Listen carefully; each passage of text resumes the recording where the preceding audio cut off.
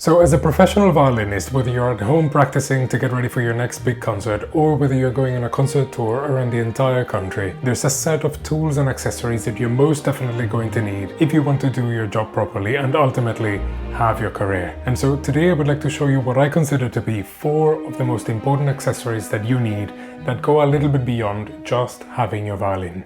Now, for those of you who are new, my name is Gabriel. I'm the founder of Toaldoviolin School located in Tokyo, Japan, where we've been working for the past 7 years teaching and shaping violinists of all ages, all levels, and from many different parts of the world, helping them become the best violinists they can be. And now we've launched our own community online where we'll be sharing all our teaching and our experience, and you can join us too, completely free of charge. In our community, you'll get access to many courses as well as many other resources that you can take full advantage of, including booking your own private lessons with me personally.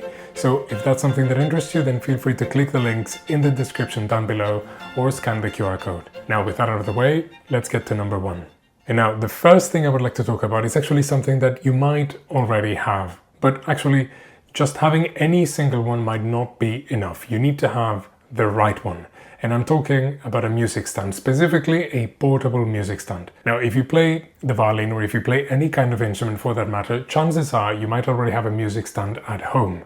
Like me, for example, I always have that music stand in my background, but that's by no means a portable music stand. That one is actually a very good music stand, but it's also very, very heavy. And so it's just completely impossible for me to take it out on the road, on the train, specifically living in Tokyo, Japan, as you can imagine. So like any good musician would know, you need to also have a portable music stand that you can take with you on your concerts, on your gigs, or any other possible jobs you might have. And throughout my career, I've used many different kinds of portable music stands, some which are actually quite solid and sturdy, but they're also very heavy themselves, and so that's kind of, it goes against the whole point of it. And on the other end of the spectrum, I've used others that are actually very light. That's kind of their main selling point, but they also end up being very flimsy and very fragile, and if there's just a little gust of wind, they just fall over and basically make for a very messy concert, because then you have to shuffle to get everything back together and put your scores back in place, and that's just a terrible experience altogether. But fortunately, over the last couple of months, I've been using this great music stand by Craft Geek. Now, they're not sponsoring this video, but they did very kindly send me a music stand so that I could try it out. And I have to say, it's actually pretty good. It is very solid. It's like one of those very good quality camera tripods that you can get, and it's also very light. And the one they've sent me also comes in this very stylish bag which carries not only the stand, but you also have space for the different accessories like a light and also a foam stand that both can easily attach to your music stand as well. It's also very easy to set up. There are no clamps or clasps or screws of any kind. You just pull it to the right height and then set it up, and you can use it with your scores, with your books, with your iPad or anything else. And so far I have to say I have had no issues with it. And like I said, I've used many different kinds of portable music stands in the past, but I can honestly say that I can see myself using this music stand for the foreseeable future. Now, like I said, they're not sponsoring this video, but you will find an affiliate link in the description down below. So if you're interested and you'd like to check it out, you can go ahead and get yourself a discount and also get your music stand. And at the same time, it also helps the channel. So I really appreciate it. Now, for the second point, I would like to talk about a different accessory that you may or may not have, and that's actually this right here. It looks like just a simple cloth, but it's actually what in French we call peau de chamois. It's a kind of very fine, very thin and soft leather from chamois. Chamois is basically a small kind of mountain goat native to certain parts in Europe, and it produces a very soft leather. Now, for those of you who might be looking for some vegan alternatives, they also exist. You can find synthetic peau de chamois, but I still think that it's a very, very important tool to have with you in your violin case. Now, a very important side, of course, of being a violinist is also knowing how to properly take care of your instrument. And a good way of doing that is by actually making sure that there are no harming substances on your violin once you finish playing. Now, when you play, whether we want or not, you're always in contact with your violin, with your hand, with your fingers, with your neck, with your face. And, you know, we have natural oils on your skin. You also have sweat and many other things like your breath, the actual pH of your breath, that as you breathe while you play can also damage the varnish. All these things can be a little bit corrosive and damaging to the varnish of your violin. So it's always a great idea to ensure that you clean your violin every time after you finish. It's a very simple thing to do. You're just going to take the cloth like this in your hand and very gently rub the surface of the violin as if you were polishing a set of boots, for example. Gently.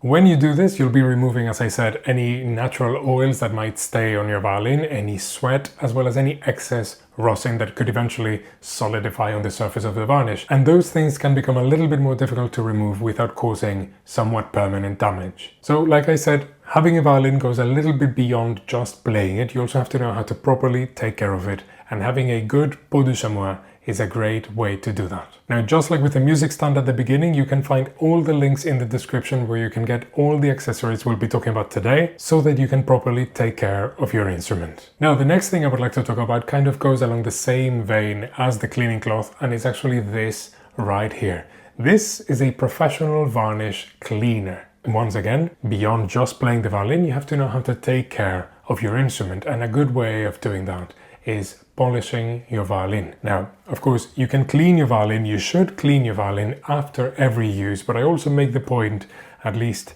a handful of times a year, maybe 3 to 4 times a year, to really deeply polish the varnish. Now, polishing your own violin is a very good and important thing to do for multiple reasons. Not only because it's going to look shiny and bright and reflective, but also because it helps nourish the varnish. And the varnish is a very important protective layer for your violin.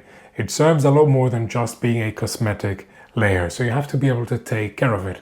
Over time, over years of use, the varnish can degrade, and depending on the kind of violin you have, each violin maker has a specific recipe for their varnish, and some are more sensitive than others. And so you have to be able to take care of it properly. Now, the way you're going to use this cleaner to polish your violin is fairly easy to understand, but it can also be very delicate because you can very much overdo it, which then ends up creating even more unwanted damage. So I would gladly go over this in more detail in more videos, in an entire series about how to properly take care and maintain your violin. So if that interests you, feel free to let me know down in the comments. But in any case, the main gist of it is that you have to make sure that you can not only play your violin very well, but also take care of it properly. So like I said before, you'll find the links in the description down below. And now for the fourth accessory, I would actually like to talk about your violin case. Now, why am I going to talk about this? You most definitely already have a violin case. It's very rare that you won't have a violin without a case. But keep in mind that just like with the music stand earlier, just having any single violin case might not be enough.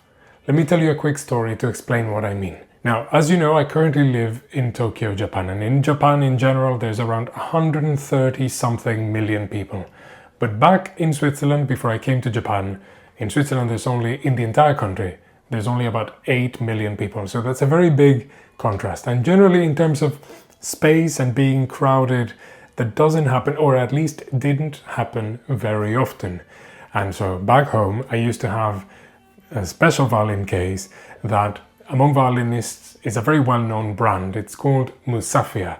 And if you know what I'm talking about, Musafia cases are regularly considered to be the Rolls-Royce of violin cases. They offer any and all kinds of comfort for your violin, temperature regulation, humidity regulation, all kinds of extra bows and strings and bells and whistles and pillows and things to make the violin feel like a king.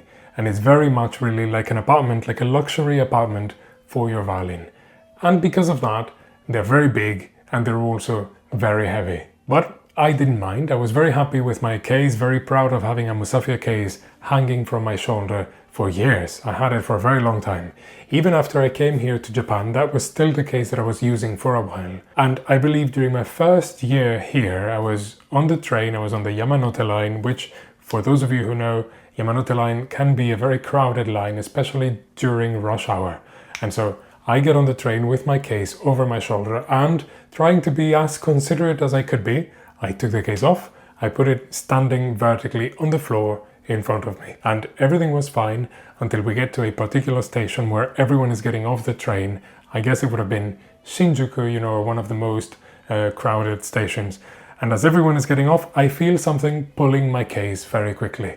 The whole thing took likely a fraction of a second, but what happened was that a salaryman, basically a company employee, got his leg tangled around the shoulder strap of my case.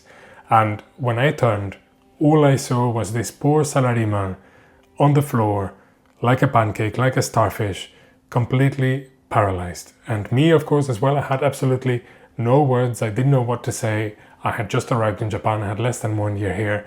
I knew absolutely nothing. I did not know what to do. And this man, of course, he got up, very angrily and very, and he started likely cursing at me with a very colorful language that I didn't understand at the time, and then just left, and I ruined his day, and I stayed there completely paralyzed, not knowing what to do.